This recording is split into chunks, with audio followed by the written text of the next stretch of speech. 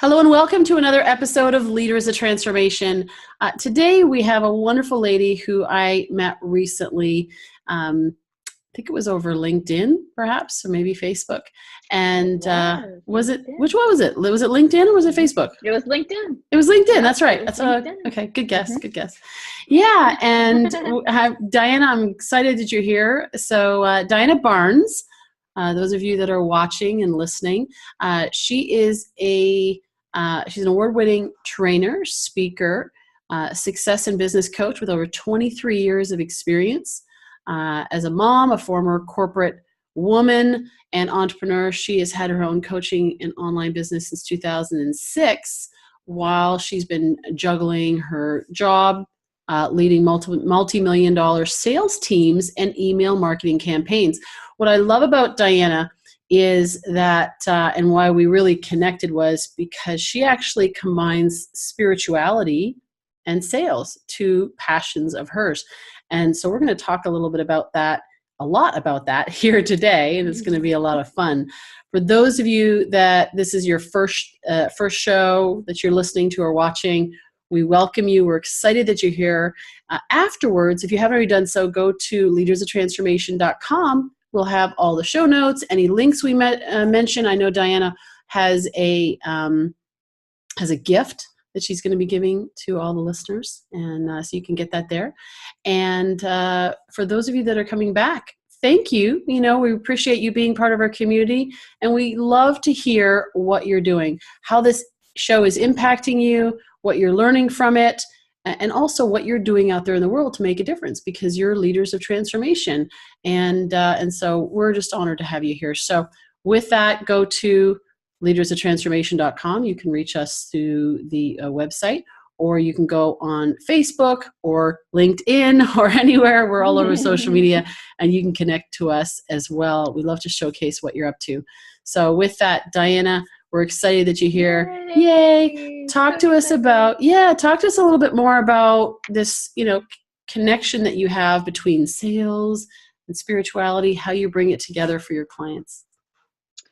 Well, first, I want to thank you so much, Nicole. This is so exciting. I'm having so much fun. So I just wanted to thank you for being so gracious and having me on your show. So hi, everybody, virtually.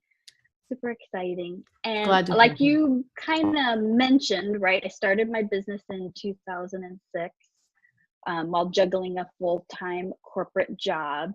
Mm-hmm. And it's interesting, and I think a lot of us that are in this kind of transformational space is we've had this core of spirituality, most of us, all of our lives, in one way or another. And me, included, would maybe hide it, right? So you had your corporate face, and then you had your spiritual face. And so what I'm doing over the last, I would say, year and a half, is marrying the two. And it's just been amazing. And in particular, I say I came out on LinkedIn. I started talking about spirituality on LinkedIn, and I was so scared, right? Terrified that people think I'm crazy. And it's just the feedback and the communication has been amazing in the response. So what I did was I was in the corporate world for years and years and years. I came to a point in my life where I was like, oh my gosh, my kids became teenagers and I really wanted to be home. And so that was my catalyst for leaving the corporate world, doing my coaching full time. And like many of us, went out of the gate doing what I thought I was supposed to do, right? I had a big, strong sales and marketing background. So I'm like, I'm going to be a sales coach. I'm going to, help people with their sales and their marketing. And I left the spiritual piece out. And I got a couple clients, we all do. We get a couple clients, or we do what we think we're supposed to do, or we do whatever the next kind of bright, shiny object is in the marketing world. And then things got a little quiet, and I tell people, it's kind of like crickets, right? Nothing seemed to be gelling. And I'm like, I'm sure there's a few people that can hear that. Like, there's crickets. I can't. Where did everybody go? Where did everybody go? Or maybe they don't. Or do you get them in the first place? Yes. Yeah, that's another common one. Or you get tons of them, and then things fall flat, or nothing seems to jive. And then I'm like, you know what? I have to do what I've always done. So even when I was in the corporate world, I would always, turn to my spiritual foundation. And at that point, kind of actually like whiteboarded it out and said, oh my gosh, I have a process. I call it the Harmony Core process, but I have a process for how to, get in tune with who I spiritually am and know what the right marketing and sales strategy is for me at any given time. And so that's what I do with clients. I turned it into a process. That's what I did in my business. I said, you know what? I was led to start heart-centered networking on LinkedIn. It kept coming at me. I kept hearing it in my intuition or, spiritual insight, whatever word you use. And my business exploded, right? That's how you and I met on LinkedIn. And I got to a point where I had so many people reaching out, wanting to connect. I kind of had to stop some of my quote unquote prospecting strategies just because it was too much, which is a great problem to have, right? To go from crickets to oodles of people. And it's easy, right? I don't feel salesy. When you and I connected, it was an authentic, heart-centered connection. Yeah. Hey, this could be a great thing. So yeah, so that's now what I teach, and I help other people do the same thing for their business. When you say you do the same thing for their business, so you're getting them into harmony. You mentioned you have this harmony process Yep.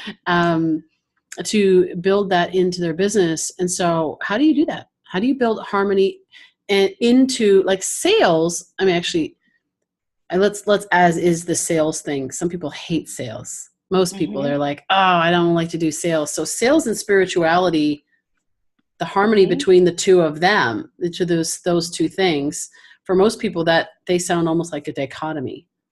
So maybe speak to that, and then we'll talk about how that plays out in their business. Yeah. So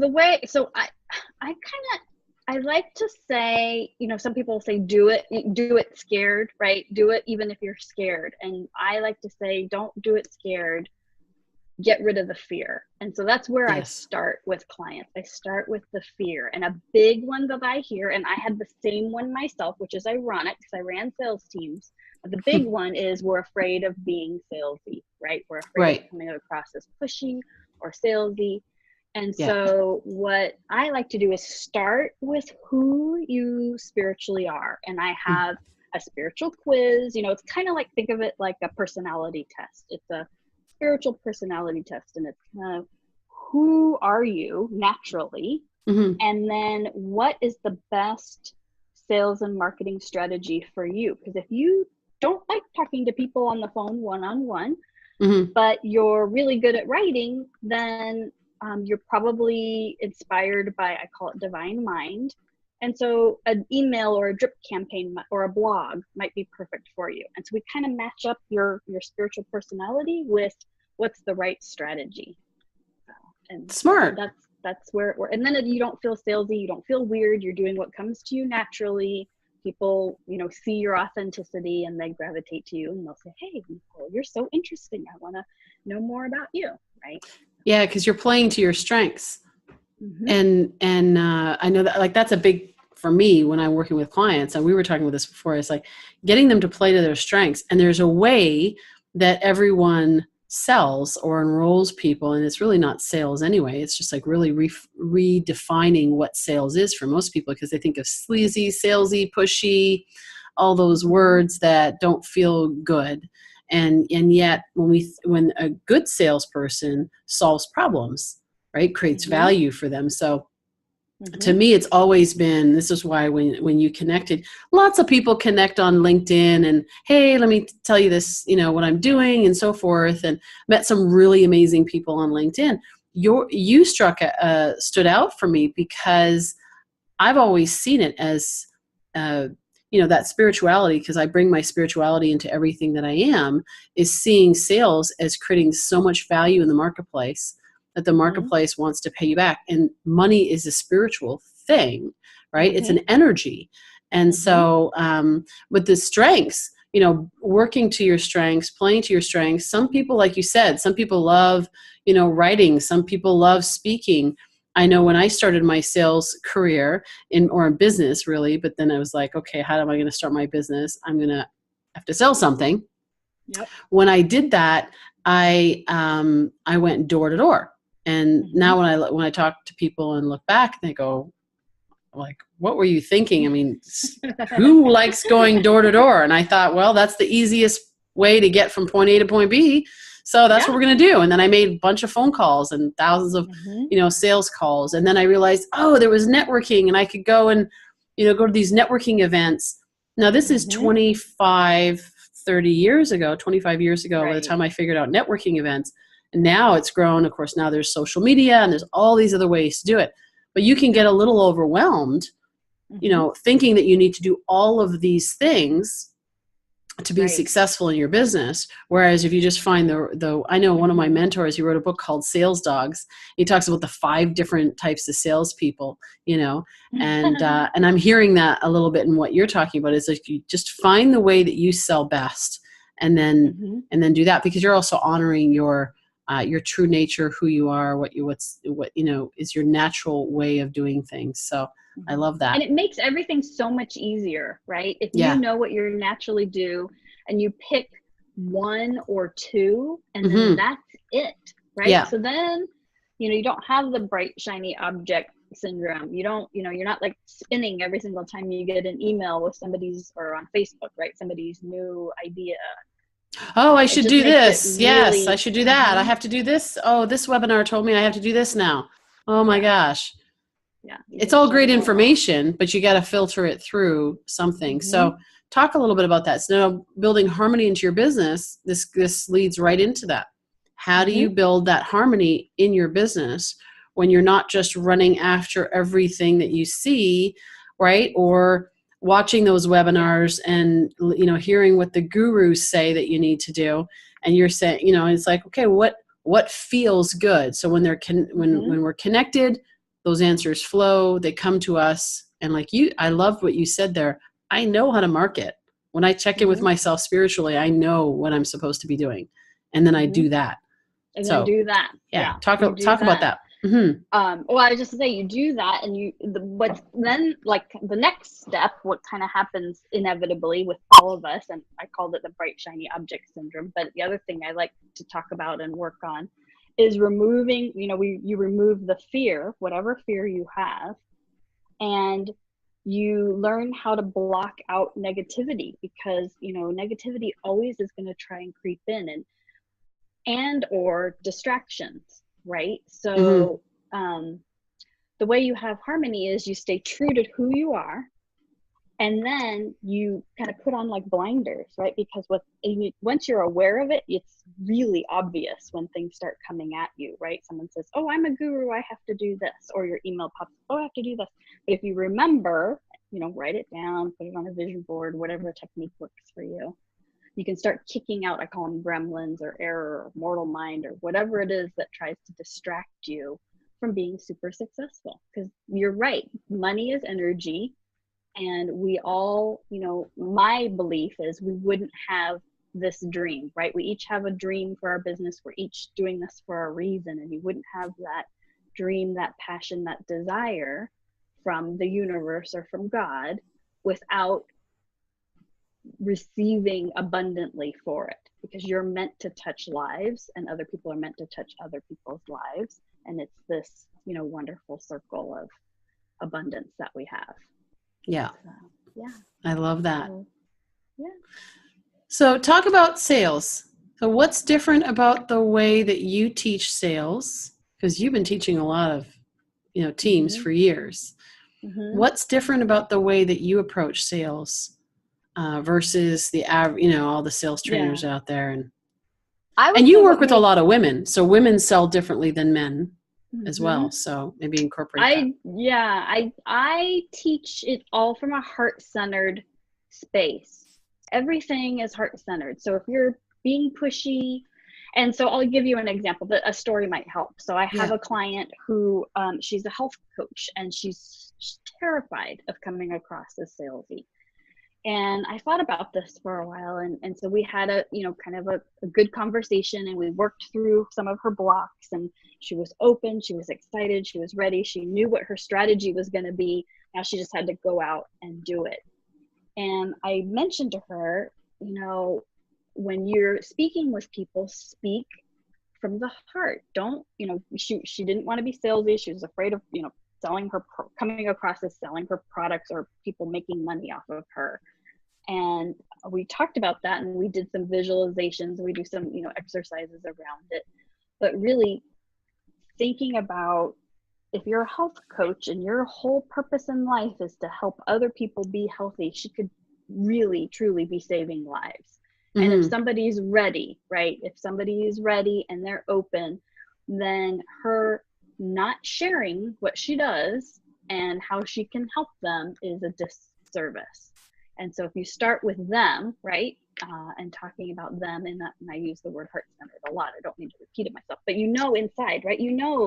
When you're coming from a place about them versus I want to push my product on you.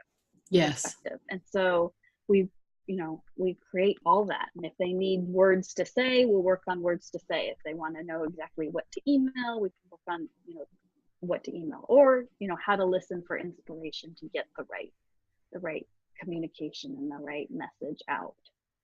So that's excellent. Yeah. So what about you? From the heart. Yeah. What was was there a moment in time, like, for yourself that you felt disconnected, that I think there's a lot of entrepreneurs out there that may be listening and feeling disconnected and saying, that all sounds good, but they want to hear, like, what was your experience with this? Tell me it wasn't always easy for you. I made all the mistakes first. I totally screwed up big time. Yeah, it's funny because I had my own business. I made the decision to leave the corporate world, and I left. And of course I went into what I think a lot of us do, right? I did what I thought I should do because I was good at it. So I'm like, okay, I'm going to be a sales and business coach. And that's exactly what I did. And I left my spiritual self, like I chucked it into the closet. And so I know I was super salesy, and I was posting like crazy on Facebook and trying to just do all these different things, and nothing was jiving, right? I had a couple of clients, I had some success, but then it was like nothing, total crickets, right? Total silence. Yeah. And I was just beside myself, right? I didn't know. Did you think of giving up? Did you think of going back to the workforce and forget it, I'll just go get a job? No, not really. I mean, in the back of my head, I was like, well, if I have to get a job like at Starbucks to pay the bills for short term, I would. But I really, whenever I think about it, I get like sick to my stomach. Like, no, I really wanted to be home, and I really wanted to make it work, and I knew it was right. And, it took me a couple months, honestly, to finally figure it out. I don't know what my problem was, but yeah, I just had to, be quiet and shut the noise out. And, I call it kicking out the gremlins, but I think it's ironic, and it's hard to do sometimes for yourself. Like, as a coach, it's easy for me to see in my clients how to help them. But when you're trying to do it for yourself, sometimes you don't even really realize what's blocking you. And you have to take a step back, or, enlist a friend or a colleague or someone, or a coach or someone to help you see what you sometimes can't see. What's right, the blind spot. Yeah. And that's what happened to me. Somebody looked at me and she said, "You're the most spiritual person I know. Why aren't you using it in your business?" And I was like, oh, duh. Great point. Yeah. Maybe I should be doing that. Yeah. It's so some of the things that you're doing, I'm extracting some of the lessons out of there. And one of them certainly is not giving up, trusting. You knew, like you said, in your heart. There are people out there, I know, I've heard many people who said to me, I'm thinking maybe I need to go get a job. I really want to have a business, but it's not working. Right. And so there's that back door, right? I'll just go back to what I know and where I've been comfortable before. But in your case, you knew in your spirit. So it's trusting. What I heard was trust your spirit. That's my word for the year too. That's funny. What, trust? Mm-hmm. I love having yearly word themes, and I love that. That's awesome. And yet trust, I mean, how often do we, that's a whole other that's a whole subject in itself, is trust. Yeah. I mean, we will talk about that. Is like, what does it take to really trust yourself? Mm-hmm. It takes a lot. I think it takes a lot. I think it takes, it's a leap of faith. It takes perseverance. I think it takes a lot of letting go. And for those of us that are control freaks, me being one more than anyone, it is very hard to give up control completely. I mean, almost completely, and just say, you know what, I've got to trust. And then back it up with the activity. You can't just sit around and be like, I'm going to trust today and money's going to fall in my lap, right? That's where you have to, take I call it aligned action. So once you know who you are spiritually and what your right marketing or sales strategy is that's true for you, then you have to actually, do it. So what's been your experience with that? So as you work with women entrepreneurs and they have families, many of them do, they're busy, some maybe even be single moms, a lot of responsibilities. How do you help them to balance their home life and their business so they can stay focused on when the things are important, but not neglect, right? Because what's important is their family as well, right? Mm-hmm. So I see that a lot. And I have a friend of mine who, we were talking about this. There's no such thing as balance. Balance is, it's like, you're never spending, equal amounts of time everywhere. There's harmony, and that's the word you use. It's like, how do you build that harmony where, life works? So what do you recommend to your clients about that? I recommend a block schedule, honestly. I mean, okay. I can be really woo-woo with the spiritual stuff, but I also like to get down and dirty in the nitty-gritty, like practical. Like I'll marry the spiritual with the practical. And I totally get it. I mean, I have, 2 kids. I commuted 3 hours to a job, round trip and all that. Went to get get college all at the same time, right? It's all about block schedule. And that's what works for me now as an entrepreneur. What happens with entrepreneurs is we have almost too much time because we're home. It's like, I could run and go do the laundry. I could go do the dishes. I could go get the kids. But if you don't honor yourself and who you are and your business and respect it, right? And so put it on your calendar from 9 to 10 in the morning. I've dropped the kids off, I've gone to yoga, whatever it is. But those are the times that you make your sales calls, if that's what you do. Or if you love networking in person, which is one of my favorite things, then when there's those once a month networking meetings, nothing can interrupt that time, right? That's my business time, just like nothing can interrupt my picking up my daughter time. If you make no exceptions, or very few, right? And it's holding true to that. That's what gives you harmony, is honoring who you are and your schedule and your goals. And I think it's setting a good example both for your kids, but also the boundaries of people around you as well. So yeah, and all the friends who are saying, "Oh, you don't work anymore. That's awesome. Why don't we hang out and go on play dates?" And which is great. And you have a business to run too, and so you are working. You're just working from home.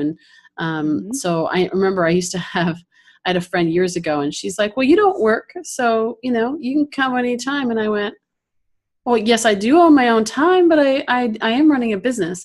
I believe in having the hours of operation. Every business has hours of operation. What are the hours of operation for you, right? It doesn't have to be 8 hours, 10 hours, 12 hours as some think that it needs to be, right? Oh, I have to work longer hours and work harder.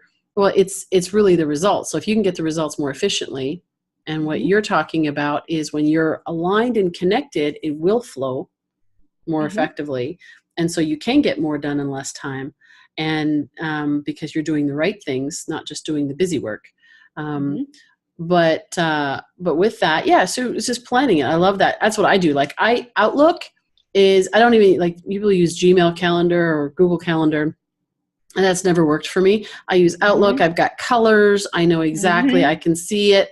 This is where my day starts. These are all the things. And then even the personal things that I'm doing, like in the morning, my setup for the morning, it's actually in my calendar. Recently, I had somebody who said, oh, come on, you can do this call for, 30 minutes in the morning and 30 minutes at night. He wanted me to support him in something. And he had an event coming up, and it was like 6:30 to 7 in the morning. And it was 7 to 7:30 at night. And I said, I totally want to support you. I think it's great. And that's not going to work for me. Right. Because that's my time. And so if I take that time out with my husband, then we don't have that time later, and I can get up earlier and earlier and earlier. But at some point, like you said a key word there earlier, boundaries, having those boundaries for yourself in your life. So how do you set up your day? Like, you've got your kids are getting up. I mean, you mentioned about your daughter, she's getting up, got to get her ready, get her out the door. How do you set up your day so you're... So I'll add to the calendar thing, because I do the exact same thing, and I have calendars on top of calendars. So I know you can do this in Outlook, and I know you can do this in Google as well. As I actually have 3 calendars. Well, no, I guess we have a family calendar. Right. I have my business calendar. Yes. And then I have a third calendar, and we put everything on the calendar. So my husband and my family can see my work calendar. I share it with them, and they can see when I have calls. And, likewise, I see my son's swim schedule or my daughter's volleyball schedule, right? So they're all sitting on top of each other. And then I calendar everything out. So, she goes to school, my son's about to go off to college, so he's kind of on his own already. But for her, we still have to take her to school. I see when all her stuff is. And if it's not on the calendar, then I may not make her volleyball game, right? It's also part of teaching your kids. Of course, she's older too. She's not a little one, but responsibility of, okay, it needs to go on the calendar. If you want me to bring cupcakes for your birthday, you better put it on the calendar, because I might forget.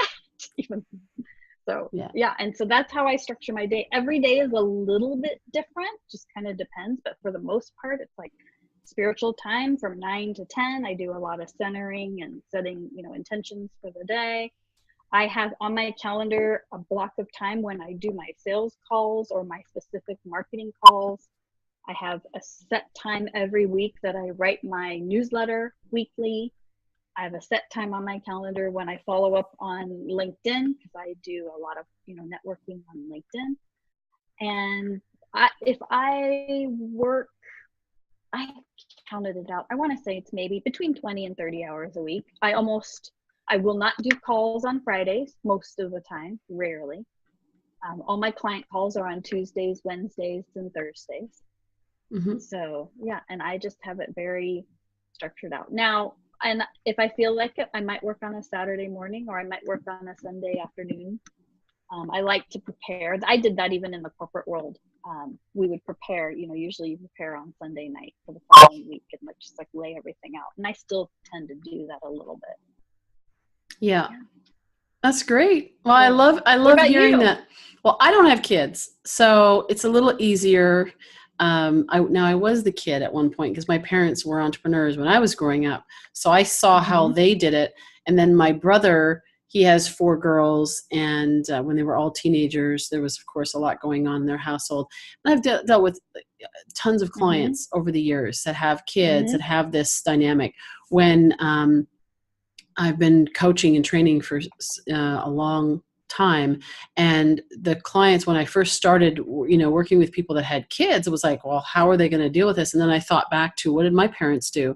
And then started to incorporate it, and it worked well. So even though I don't have kids, I've had experience with that.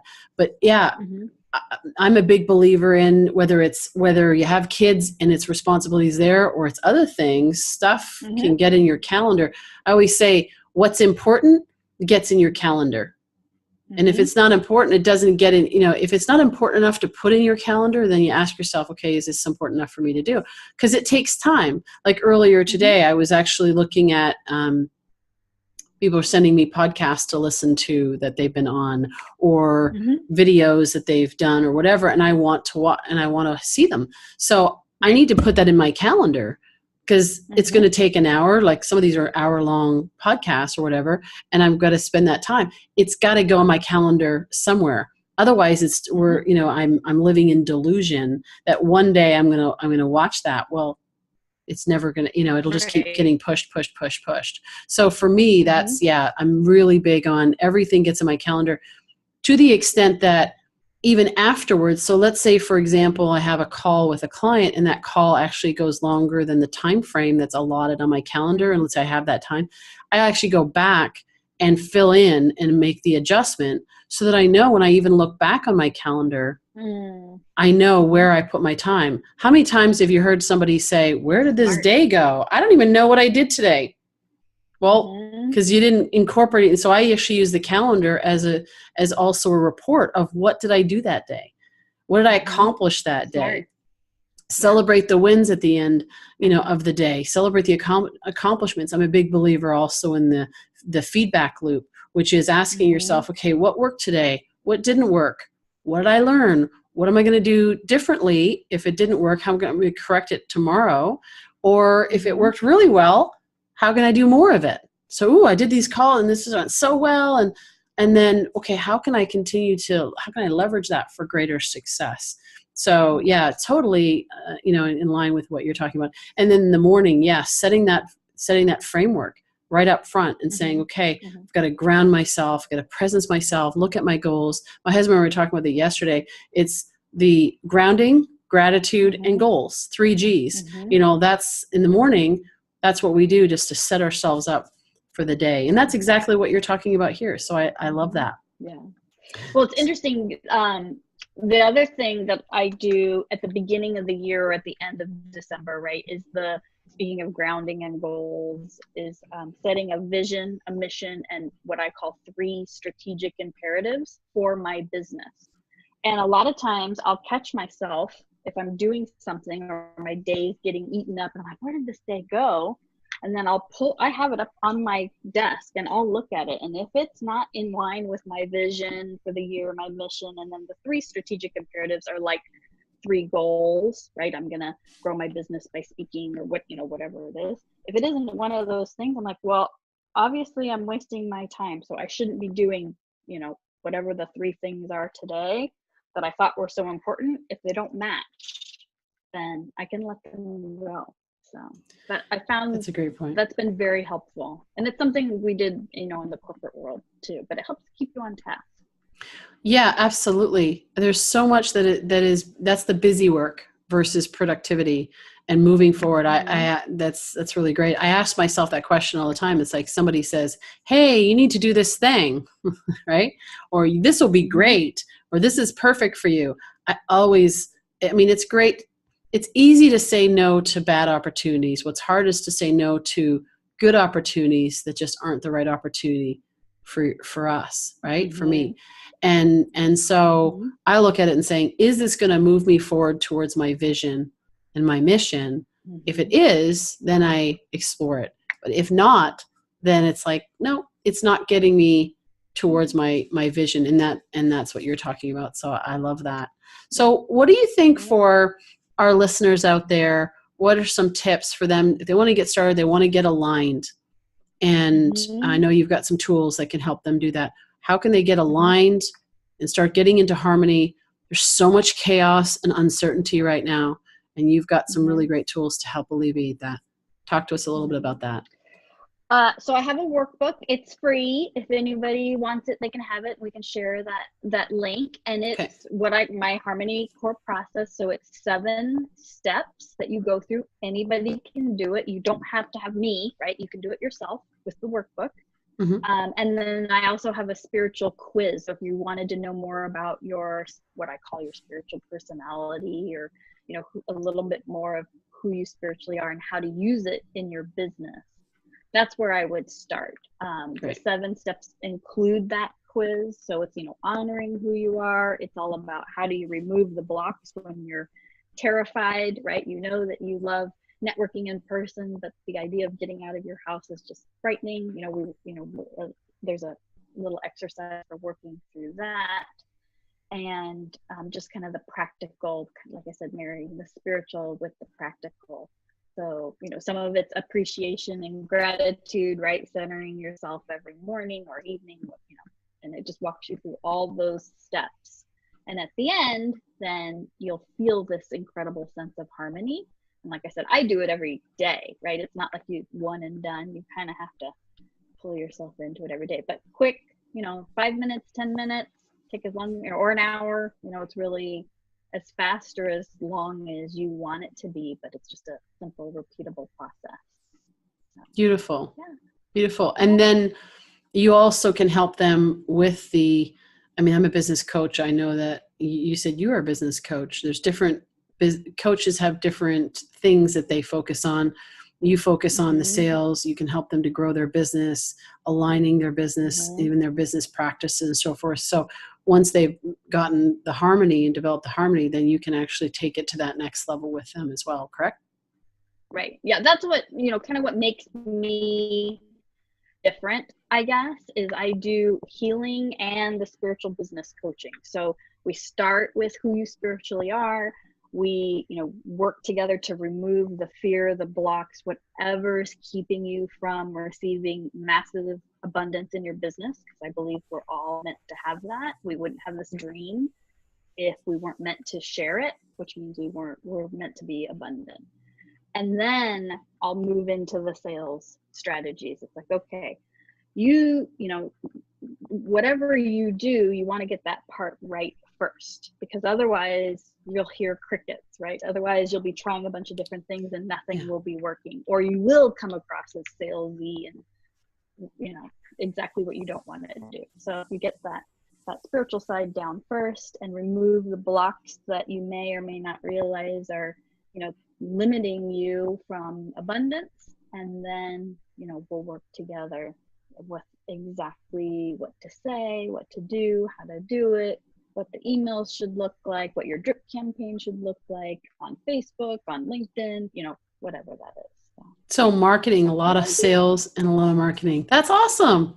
Diahana, thank you so much. For our listeners, we'll make sure that they get the link to the gift that you have there, your workbook. And also your website, diahanabarnes.com, and that's with an H, Diahana Barnes. And we'll make sure that that they get that. It's all going to be on the leadersoftransformation.com in the show notes. Final thought for our listeners before we wrap up today. Final thought: trust your heart and trust your intuition, because it's always right. Thank you so much, Diahana. It's been a pleasure having you here. And thank you. I'm excited to hear that you're out there sharing this, encouraging people, because you're so peaceful yourself, right? You've got this calming, you just, what? It's all good. There's no stress. There's no striving. It's like, it's all good. You can do it. And, I'm sure that there are many women out there that you have, and you're continuing to inspire, that they can do it. They can build their business. They can do it from home. Super easy. Yep. Yeah. They can do it with kids. Don't have to wait and husbands and cats and dogs. all of that they can do it. It's possible. You've done it.